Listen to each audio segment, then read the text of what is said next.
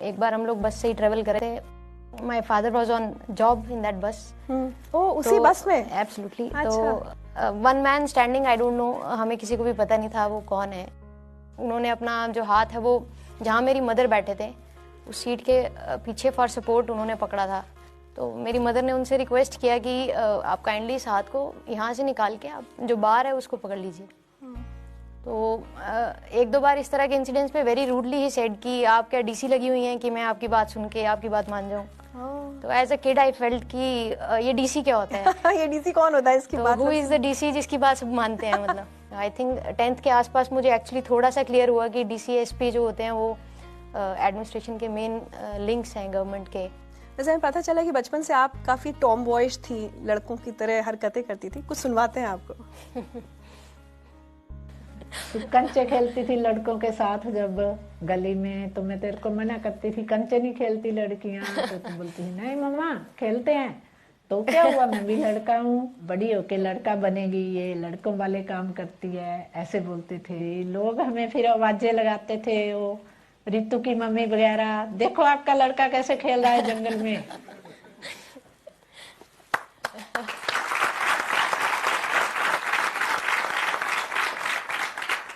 ये बहुत ही मेरी मदर ने बहुत सही पॉइंट किया है कि मैंने वो सारी गेम्स खेली हैं जो लड़कियों के लिए ट्रेडिशनली मना है, जैसे गुल्ली डंडा है, कंचे हैं, कंचे वो बॉल्स लोकल गेम होती है। उसके अलावा पिट्ठू बोलते हैं एक, वो आप स्टोन्स की उसको हिट करके आप भागना है।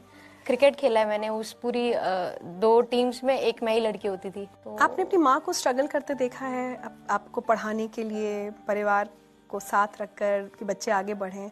कुछ शेयर करना चाहेंगे आप अपनी मदर के बारे में? एक तरह से हम कह सकते हैं कि हमने जो भी घर पे रह के जितना भी स्टडीज की तरफ या एज अ पर्सनैलिटी ग्रो किया है उसमें मदर का कंट्रीब्यूशन बहुत ज़्यादा है। उनकी सोच ऐसी थी कि आप पढ़ाई के साथ और चीज़ें भी आपकी डेवलप होनी चाहिए। अच्छा। जैसे मैं आपको एग्जांपल दे सकती हूँ कि जब मैं 7th-8th क्लास में थी, मुझे वो बैंक में पैसे डिपॉजिट करने भेज देते थे अकेले। 1-2 बार मेरे साथ गए होंगे। तो उनका आइडिया ये था कि आप बाहर जाओगे, उसी तरह से आप सीखोगे, उसी तरह से आप में कॉन्फिडेंस आएगा।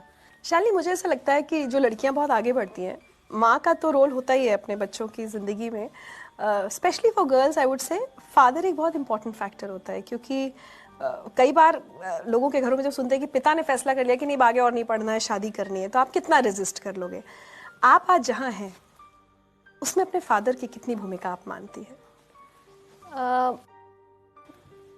फादर की भूमिका कह सकते हैं कि हमारा जो जैसे स्पाइन होती है बॉडी में, उस तरह फादर है।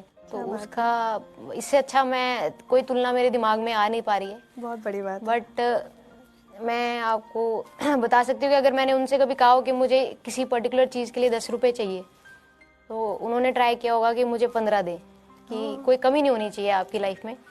चाहे वो अपने लेवल पे कितना भी उनको बहुत सारी अपनी इच्छाएं या बहुत सारे उनके ड्रीम्स रहे होंगे, वो उन्होंने बिल्कुल साइड ट्रैक करके स्पेशली हमारे पढ़ने के लिए और एक्सपोजर के लिए कभी भी किसी भी तरह का मतलब ना उनके मुंह से हमने सुना नहीं।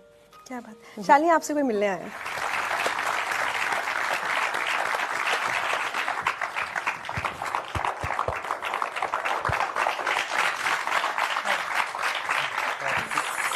रमेश जी, अगर मैं आपसे पूछूं, पूछो। एक बस कंडक्टर कभी सोच सकता था कि बेटी एक दिन आईपीएस ऑफिसर बनेगी?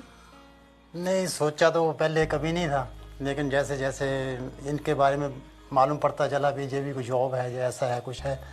एक बार की बात है, हम जब ये 10th पास की इस बेटी ने, तो इसके 98% नंबर आए 10th में। तो इसको पालमपुर में है CSIR, वहाँ पे इनको इनवाइट किया।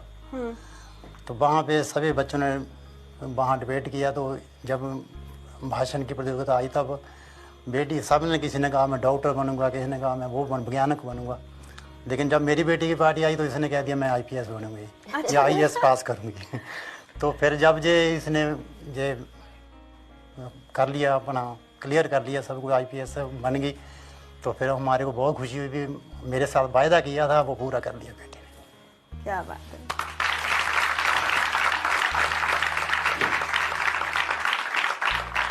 रमेश जी, इनकी ग्रेजुएशन के दौरान ये होने लगा था कि अब शादी कर दो लड़की की, रिश्तेदार, अड़ोसी पड़ोसी? बिल्कुल। गांव में जाना तो उन्होंने कह देना कि आप बेटियों को बाहर पढ़ा रहे हो, ऐसा कर रहे हो, उनकी बातें भी सुन लेना, नहीं जवाब देना कोई भी, हाँ ठीक है कर देंगे। तो फिर लेकिन बच्चों को बोलना आप पढ़ो। क्या बात, बहुत बढ़िया बात, बहुत बढ़िया।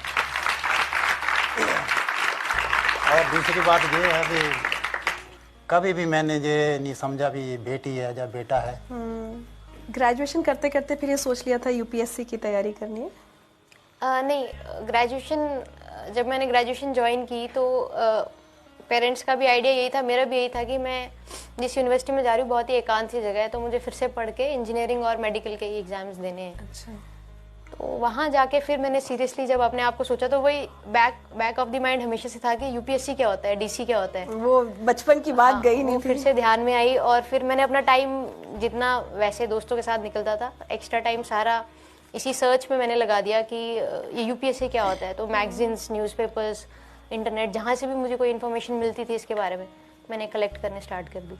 इन घर वालों को क्यों नहीं बताया? क्योंकि आप जब इतना मुश्किल एक इम्तिहान देते हो, हम सबको एक बहुत मॉरल सपोर्ट की जरूरत होती है कि कोई हिम्मत दे दे।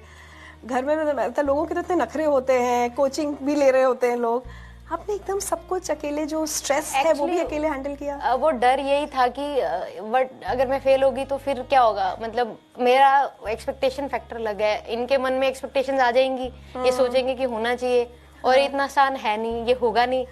तो मुझे ये लगता था कि इनको बहुत बुरा लगेगा पेरेंट्स को। रमेश जी, आपको वो मोमेंट याद है जब इसने बताया?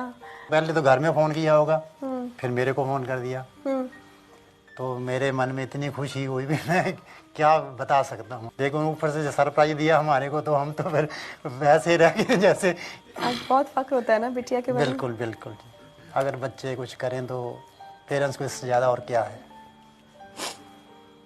और हमने सोचा था भी हम तो जैसे तैसे कुछ पढ़े या नहीं पढ़े, जॉब मिल गई कर ली, अगर बच्चे अच्छा करते हैं तो इससे ज़्यादा क्या खुशी होगी, हमारे को बहुत ज़्यादा खुशी होती है। मेहनत की है इन्होंने और मेहनत का फल मिला है।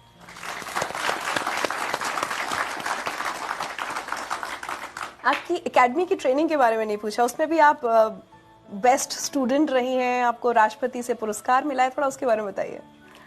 वही एकेडमी में भी जब मैं गई तो मैं अपने फादर के साथ ही गई थी। हम दोनों के लिए बड़ा नया एक्सपीरियंस था कि इतनी बड़ी बिल्डिंग्स और उनका वो फूड स्प्रेड देख के ही हम दोनों एक दूसरे को देख रहे थे कि क्या खाएं क्या छोड़ें, इस तरह से। तो बहुत कॉन्शियस थे। वहाँ से वो चीज़ें डिस्कवर, आप नई चीज़ें सीखते हो, लोगों से मिलना, कैसे खुद को इंट्रोड्यूस करना है, जो चीज़ें आप कभी लर्न नहीं कर पाए किसी भी स्टेज पे। आपके एकेडमी में बहुत सारे रिसोर्स पर्सन, बहुत ही हाई डिग्निटरीज आते हैं, सीनियर पुलिस ऑफिसर्स आते हैं, एडमिनिस्ट्रेटिव ऑफिसर्स आते हैं, उनसे किस तरह से बहुत ज़्यादा कॉन्फिडेंस भी और सीखा कि आपको किसी को इंट्रोड्यूस करना है, किसी को रिसीव करना है। तो मैं कहूँगी कि बहुत ज़्यादा पर्सनैलिटी में बहुत ज़्यादा मैंने गेन किया वहाँ पे 11 मंथ्स में। और ये बेस्ट प्रोबेशनर का तो कभी थॉट में ही नहीं था कि ये भी कुछ होगा।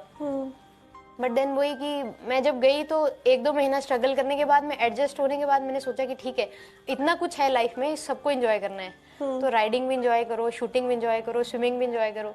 तो आई थिंक एकेडमी पीरियड बहुत ज़्यादा एंजॉय किया मैंने और बहुत ज़्यादा ग्रो किया। बहुत बढ़िया।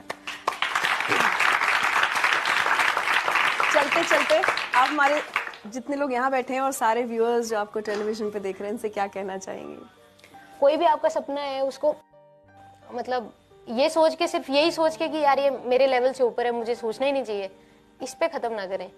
ये जो हमारा मेंटल ब्लॉक है, अगर आप इसको ब्रेक करेंगे तो शायद आप जो भी अचीव करना चाहेंगे आप डेफिनेटली करेंगे। और पेरेंट्स का सपोर्ट बच्चों के लिए बहुत ज़्यादा ज़रूरी होता है, और बच्चों का खुद का कॉन्फिडेंस जितना आप उसको बढ़ा पाएँ वो आप कोशिश करें। जो भी आजकल की यंग जनरेशन बहुत स्मार्ट है, जो करना चाहे इन्हें करने की फ्रीडम देनी चाहिए। Thank you so much Shalini, thank you so much. आप हमारे शो में आई और मुझे उम्मीद है कि बहुत सारे लड़के लड़कियां आपकी बातें सुनकर इंस्पायर होंगे। एक छोटा सा तोहफा हमारी तरफ से आपके लिए।